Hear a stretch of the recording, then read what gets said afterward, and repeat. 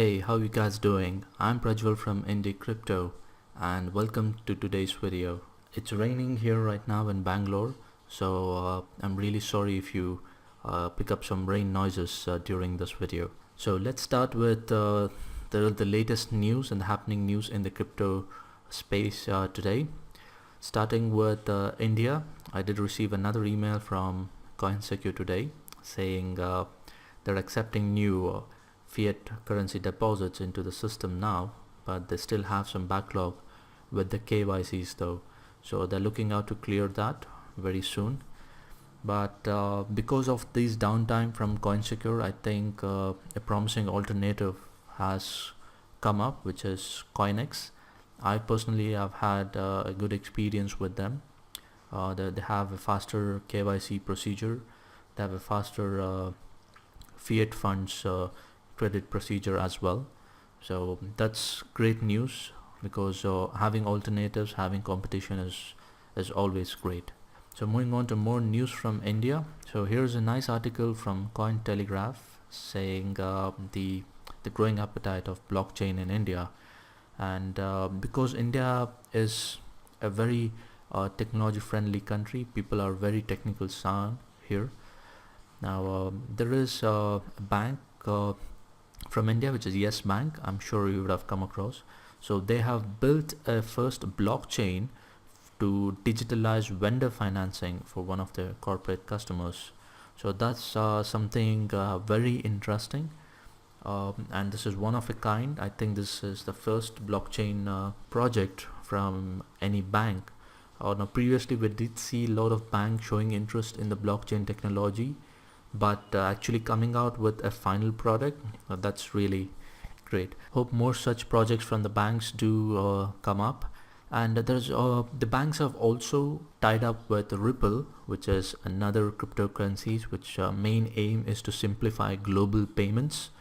And I do see that few of the Indian banks, including Axis Bank, Yes Bank and SBI, are also the partner list of Ripple on using Ripple for global payments. So that actually helps in the remittance platform, which is mainly where Ripple is focusing right now. So that's again great to see banks adopting cryptos, bank adopting blockchains for the day-to-day use. That's a good sign for the cryptocurrency space. Speaking about blockchain and India, there is a blockchain workshop or a blockchain conference around the corner, which is happening in Visakhapatnam or Vizag.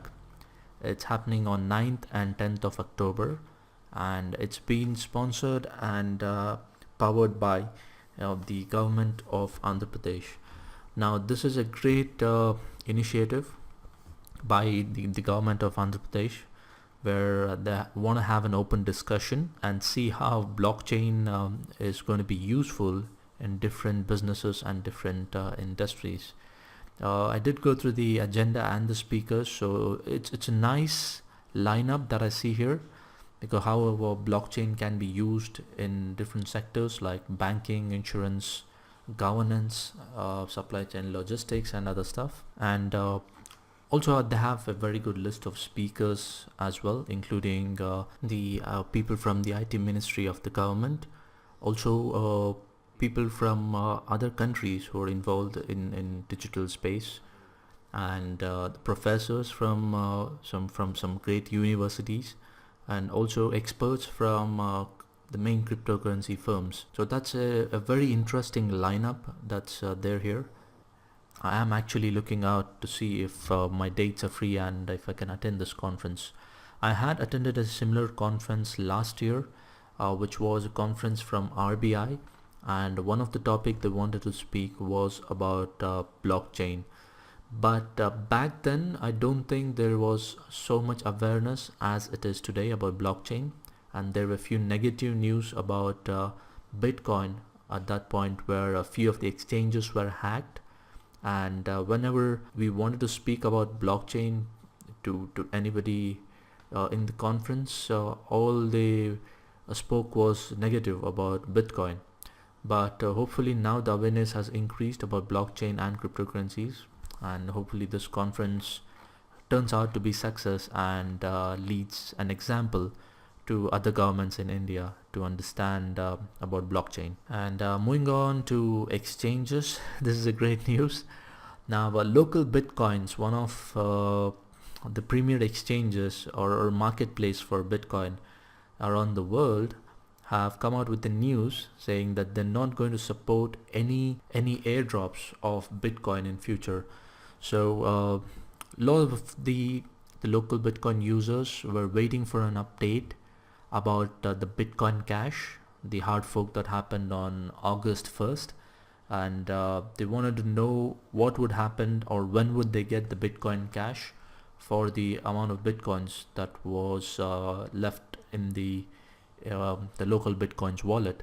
So local Bitcoins have come out saying then they do not support Bitcoin Cash or any other forks of Bitcoin in the future, and they went ahead and sold people's Bitcoin Cash without even asking them, and they have credited the equivalent amount of Bitcoin into the account holder's wallet. So if you had one Bitcoin before and after August 1st in the local Bitcoin wallet, you would get one Bitcoin Cash, but they've sold that Bitcoin Cash, so you will get around 0.114 Bitcoin in your local Bitcoin wallet now, because they have converted that equivalent Bitcoin Cash to Bitcoin and credited that to your wallet. And they've also clearly announced that they'll not be supporting any of the future forks that will happen with the Bitcoin. And I just wanted to speak about an ICO. I usually don't speak about ICOs, but this was something very interesting. What if I say there is somebody trying to build a decentralized Airbnb? Interesting, right? So that's what Lockchain is looking out to do. They are looking out to build a decentralized Airbnb on the blockchain, so that it removes all the middleman like Airbnb and people like Payoneer, who are the payment processors for them, who take up the fees and charges in between the people who are booking and the property owner. So that's a very interesting concept. I really liked it. I did go to their white paper as well. I'm really surprised and excited about this particular ICO. I think it perfectly complements the whole idea of cryptos and decentralization. So I'll be definitely looking out on this ICO and see how it goes. Moving on to the international news, Forbes have published an article saying that the China's ban on Bitcoin may be temporary.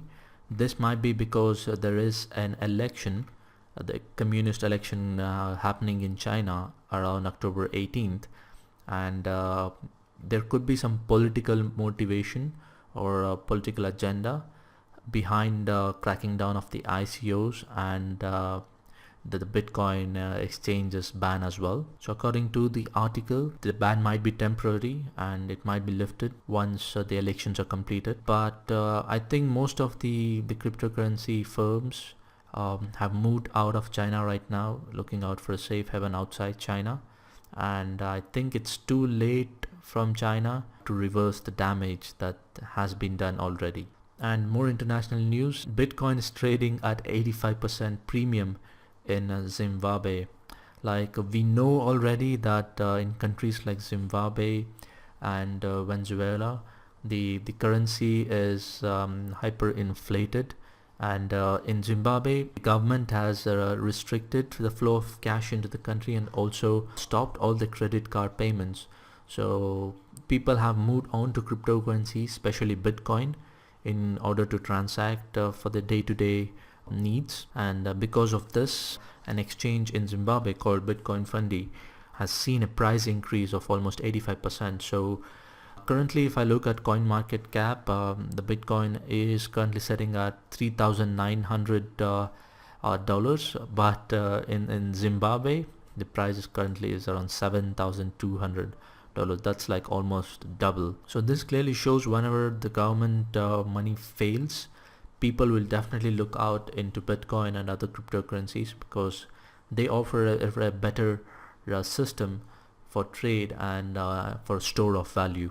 Moving on to quick market snapshot. I do see that all cryptocurrencies are doing well today. Continued the green from yesterday, and the Bitcoin has broken that 3,800 plus dollar range. I think cryptocurrency has moved away from the China news and all the negative news that happened, and I do see that most of the cryptocurrencies have gained a significant amount and are doing really great. So that's it in this video, guys. Hope you liked the updates on the crypto market today. If you did, please go ahead and hit the like button, and if you're somebody who likes cryptocurrencies and likes more information on it, you should definitely subscribe to this channel. So thank you for watching this video, and I'll see you very soon in the next one.